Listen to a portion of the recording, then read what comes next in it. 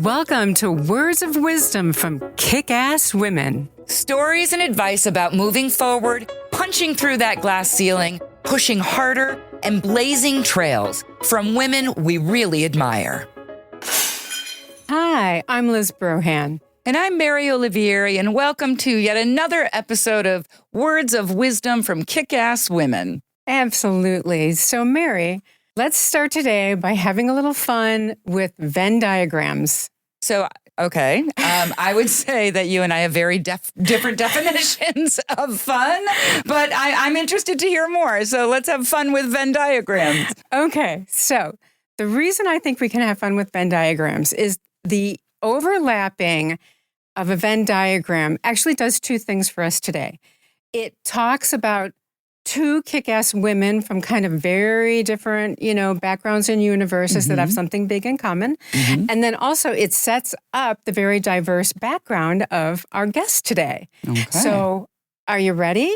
I got circle, like the Olympic symbol in my head right now.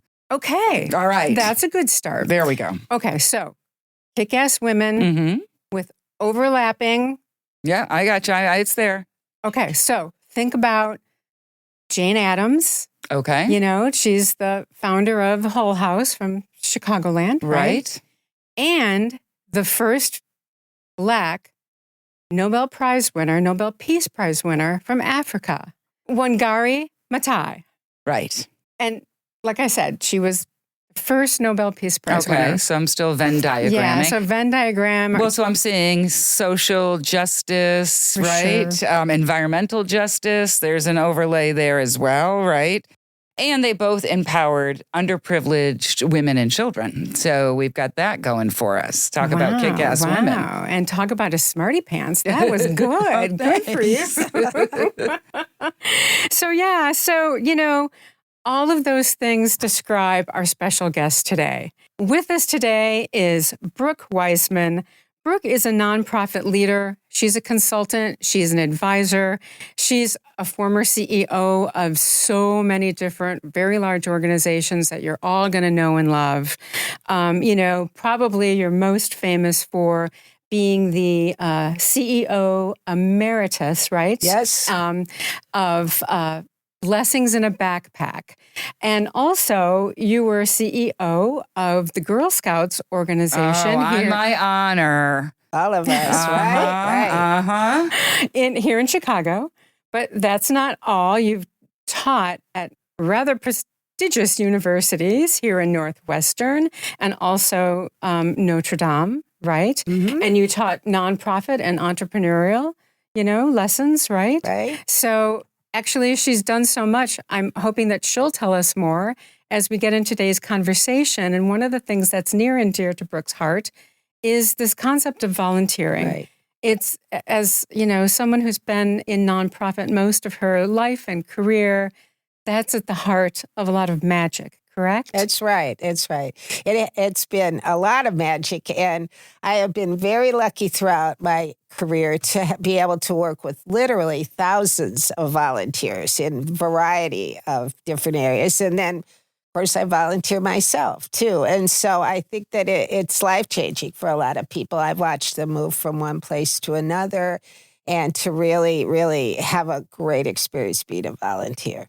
I mean, those are incredible credentials, seriously. And so we're so happy to have you with us. We had talked about like social activism and conservation as well as another topic. And so I'm just curious, right? Because when I was a kid, I was what they would say I was a tomboy, right? I was really into the outdoors. Is there an aspect of you, because I mean, Girl Scouts is very much about, the camping part of it was a blast, right? Right. So is there anything about you from when you started early on as a child that you think led you to have such an impact on volunteerism in this country? Yes, I will say it kind of started with the conservation movement at the time when I was in college at Ball State University. put a plug in there for that. Plug for Wall Street. And I was a junior in college at that point, active in student government. And that was the year that they wanted to start talking, on campus about conservation, the environment, the effects of the environment. And we were just really starting to think about it at that point.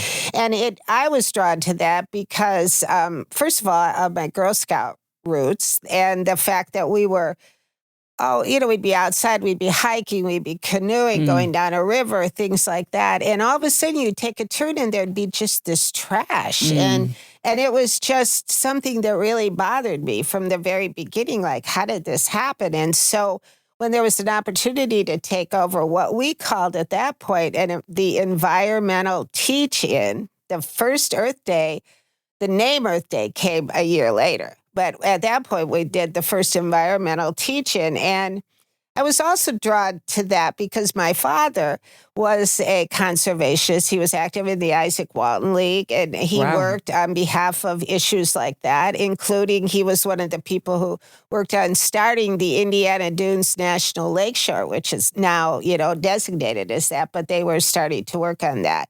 And I was happy that day for the actual environmental teach-in day. My dad was there and was able to be one of the speakers. And that was kind of exciting, I think, for both of us at that point. So we called it a teach-in because that's what we did. We taught people how to do things then. And that was how we got started with it.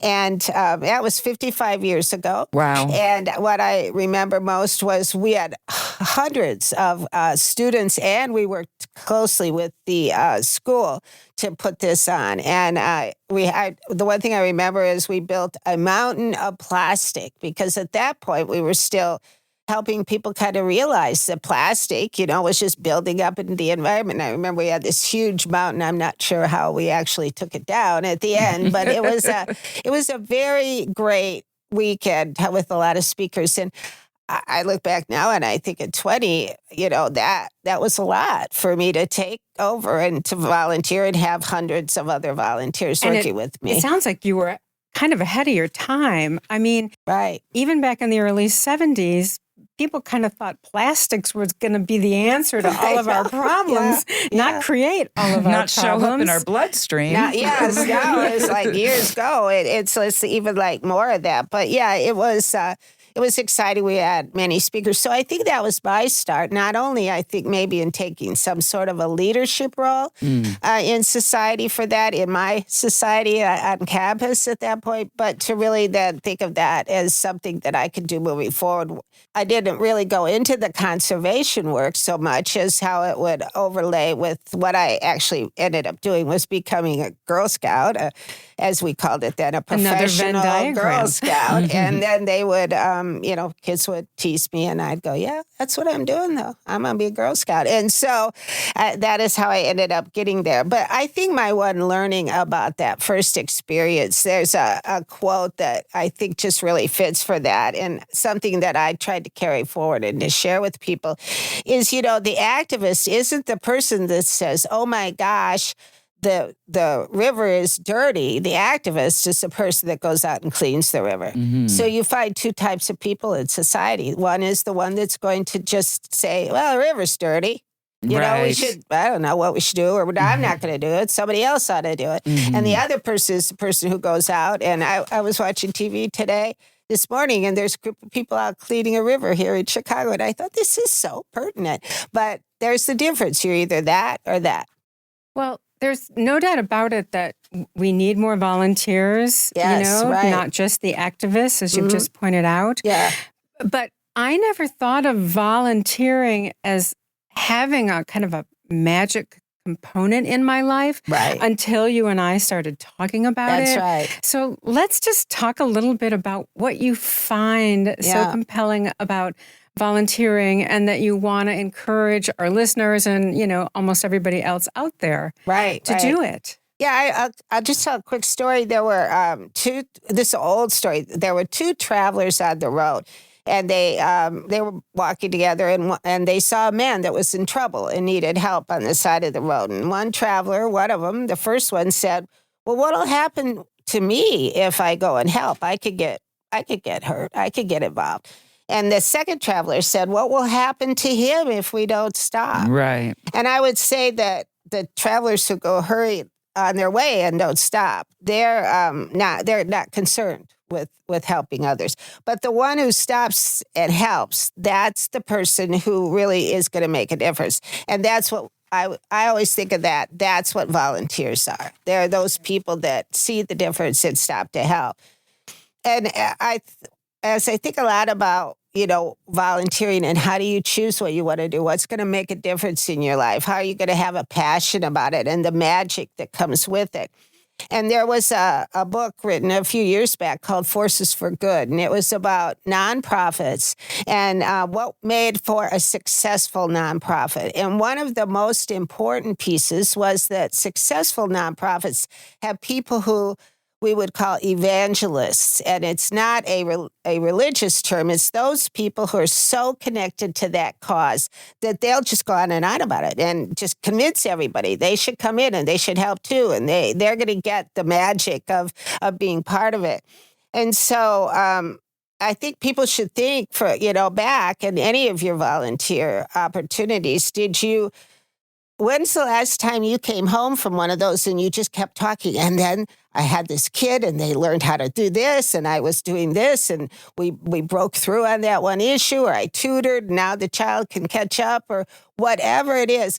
And you come home and you're just going, that was so cool. And your spouse, your partner, whoever it is, your friend that you're talking to goes, yeah, I get it. You had a good day. Do you think that actually, so I love the idea of social evangelism. And do you think that when you're talking about the two types of people, the person who's going to walk by and not want to bother because how is it going to affect them? Do you think that evangelism can convert people like that? I actually do. I think people get so kind of concentrating in their life and all the things they have to do, or work, some of us are very driven and we so see work, and we're going to do that. But I think that once they can see the difference and they can think, well, maybe I do need to have space in my life for that. I think it's a good opportunity, because when you do volunteer and you do go out and have those experiences, it does bring joy to you and passion. And if you go out and do it, and you don't feel that passion, that's not the right thing for you. You need to go on to the next thing until you're the one that kind of comes back and said, wow, that was just great. And I really did feel that. It made a difference for me. I felt like I was, I was making a difference in society. And it makes a difference in you because you see the things and you feel that heart. And would you agree that the passion can come from kind of two different elements? One is the organization or the cause that you're definitely volunteering to work towards. Yes. And the people that you end up getting to meet and form friendships with, or are in awe of because they're smart or have a really interesting skill set. Yes. Yeah. That's so true, because you might find your new mentor in that. You might find somebody that's connected in another career opportunity that you might want to go to. And, there are days you think, I can't get any more friends. I'm too busy. But you really do need to get new friends. And there's this one part that I was really thinking about is that, there's this opportunity. It's called an invisible thread. And it's an old Chinese proverb, and it talks about that you have an opportunity to meet someone every day, and you go out, and then whether it's by where you are, your relationship, or where you showed up in the same place, you meet somebody, and you feel this spark between you, and that's that invisible thread, which ties you to other people, sometimes for the rest of your life, or you just look at them and you think, I want to know you. You're the person that I want to know, and so you gather people like that, which then helps you to even widen your scope of what you want to do in your life. So it's nice. Like with volunteering, we have the emotional driver, right? And but there's also like a professional driver in a way, right? In terms of that networking aspect of it. And so I imagine, I do volunteer for my local animal shelter because I like animals more than people. Just A lot of kidding. people do. I don't believe that, but okay. I might be kidding, but yeah, that experience of meeting people who are dynamic and interesting, and I love the idea of the invisible thread. I often think that if people just reminded themselves of that every day when they went out into the world, they would see that connection. Yeah. You know, like there's a park across the street from my house, and in the warmer season, there's a lot of unhoused people that show up in that park. And I see that, I look for that laser, that red light, that invisible thread. I am connected to that person as a fellow human being. And that, just thinking about that, and that's a good tip for our listeners, think about how you are connected to everyone around you. Right. And then what do you want to do about it? Yeah. Right? And maybe nothing. In which case, okay, nice knowing you. Yeah, Or okay. maybe you'd like to live an enriched life and help other people or the environment or puppies, you know, and get to meet some interesting people along the way. Yeah, I think that's true. You know, it's just kind of, you have to keep your head up a little bit, look around and see, you know, who is it that I can meet and what is it that interests me, and to follow that kind of passion in your life. One of the things I found with a lot of people is if they're, you know, not doing those things that are enriching their life, or their work is not enriching their life. This gives an opportunity for you to do that. And it's like, I talk about being in your groove or not in your groove. And I think that sometimes people, if you're going to work or you go to what you signed up to do and you're just like, yeah, I don't want to do that. This isn't right for me. You really need to redo your groove. You got to find where it is, you know, and we've all had that time in our life where we're like, this isn't right for me. I don't feel this. And so I think volunteering is one of those places to help. Absolutely. I think it helps fight that feeling of isolation that's very prevalent today, you know, among all of us, not just younger people. It's easy to kind of get just trapped behind our technology. Or to like post about something but not really do it. I used to say to my son, posting something is not necessarily really taking action. It's not real life. It's not real life. Well, but Liz, you had brought up earlier, Brooke being the CEO of Blessings in a Backpack. Blessings in a Backpack. I'd love to hear a bit more about that, because for some of our younger listeners, there are ways to hone your leadership skills, I would imagine, through volunteering. Like, you know, where the stakes aren't necessarily so high.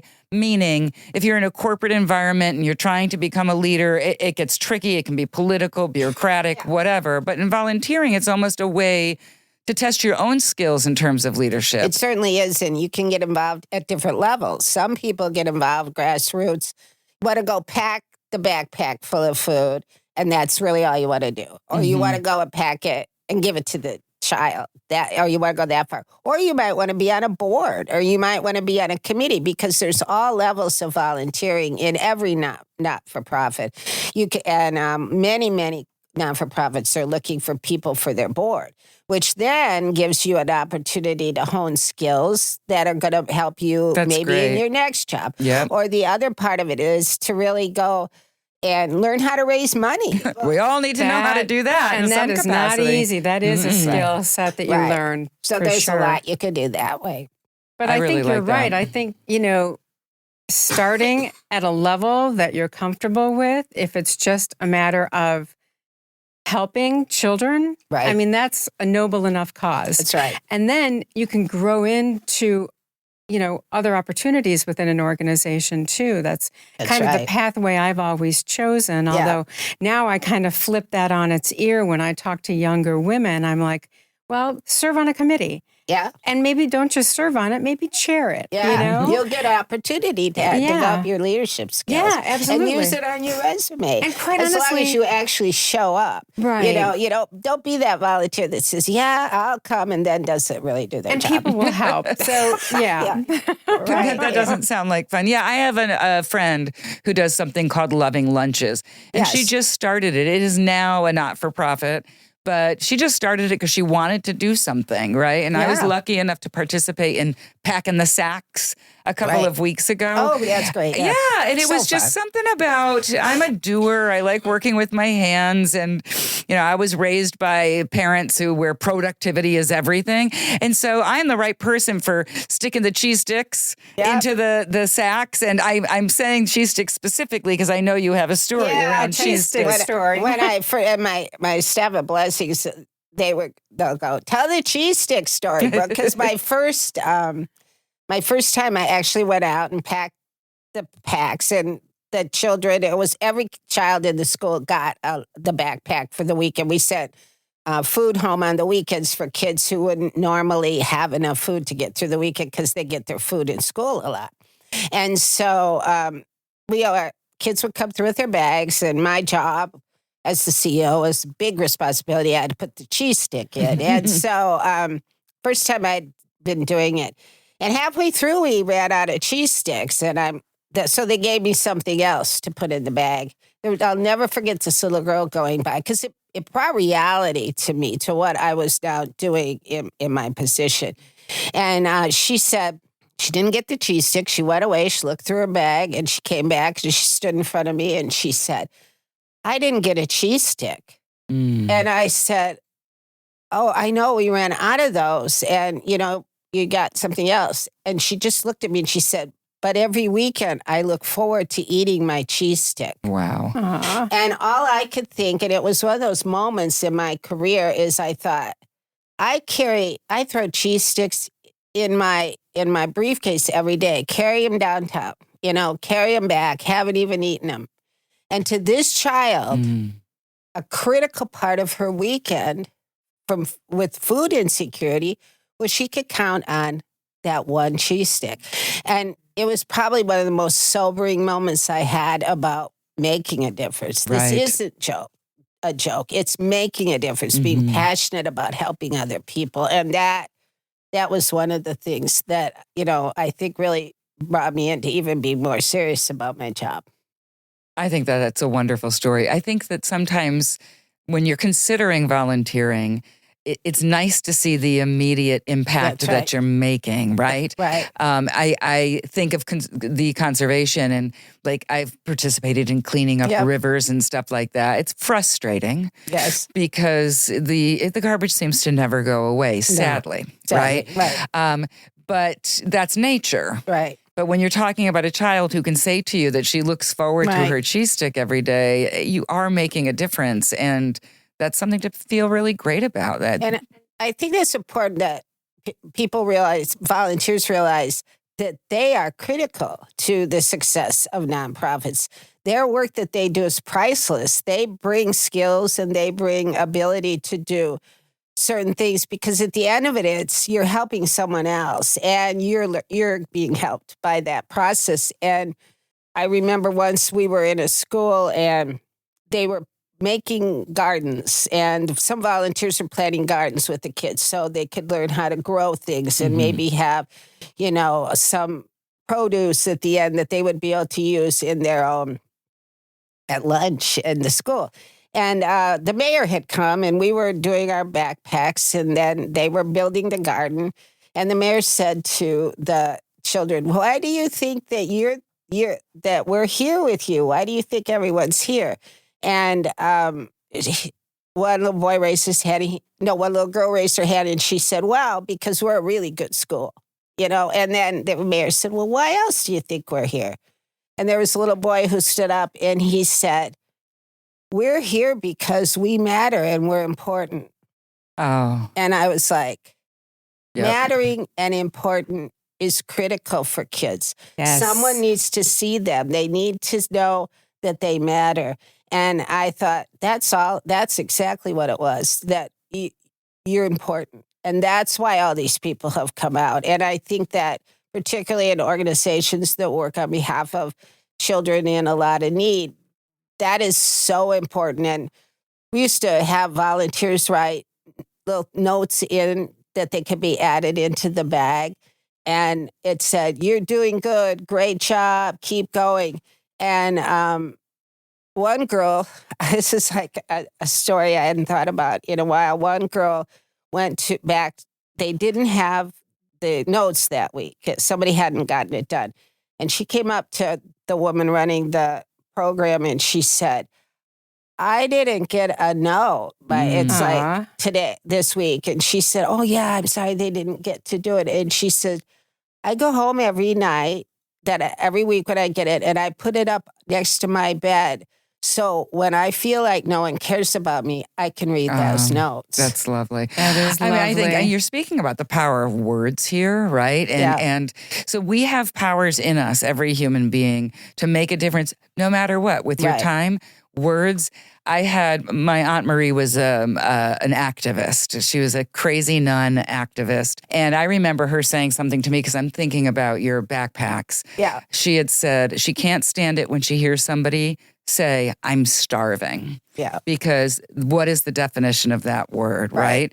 And so I think we've just had the power of our words to say to somebody you can do it, to not say I'm starving. Because if you don't really truly know starvation, then don't use that phrase because it's not true. That's so right. true. There's people out there who actually are. Yeah. So I love the little Post-its and I love the power of words and the encouragement. I think that's super important and nice to hear. The other magic that kind of occurred to me through all of your stories was that you're helping all of us build empathy, right? And that's something that is kind of rare, but so needed today that we all need to understand that the plight of somebody else is something that we should be able to at least relate to on some level and then want to help out. And then want to help. Yes. But at least to relate and to know that you see others and that, that they feel that you can see them, I think, and be able to just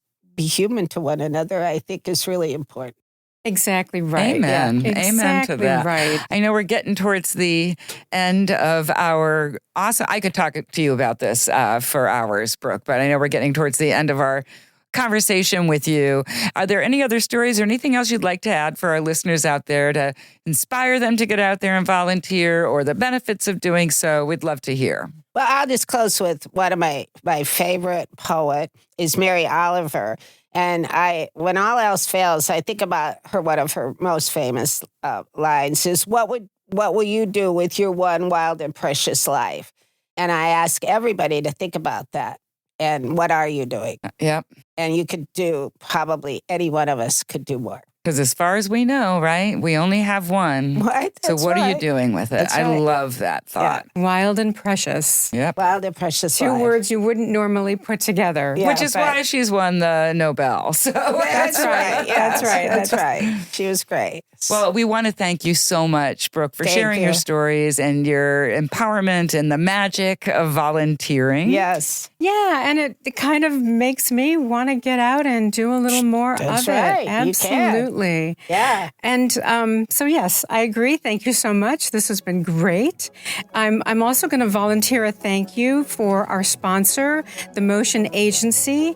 They are one of the premier marketing communications firm. They specialize in both B2B and B2C and just happen to be female-owned and the largest independent female-owned agency in Chicago. So congratulations to them.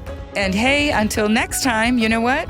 Watch us on YouTube or find us wherever you listen to or watch your podcasts, or visit our website, kick-ass, I said it, -women.com.